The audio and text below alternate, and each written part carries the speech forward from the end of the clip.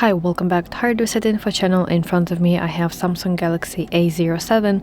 In this video I will show you how to use Google Assistant or Gemini on power button on this device. So first of all, on your phone, open Settings, and now let's scroll down to Advanced Settings, Advanced Features.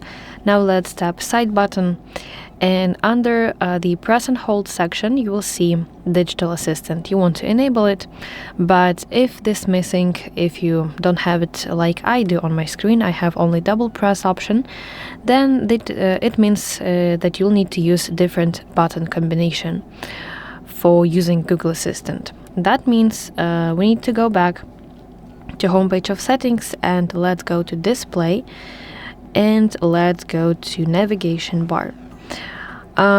So here you can see Assistant app, and let's enable it. So now we want to touch and hold the home button to open your Digital Assistant application like this. And here it is. This is your Gemini, your AI assistant. So this is how it works. Let's tap Use Gemini.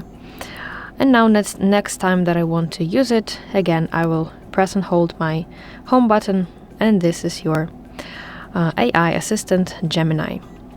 So yeah, that is basically it. I really hope that you find this video helpful.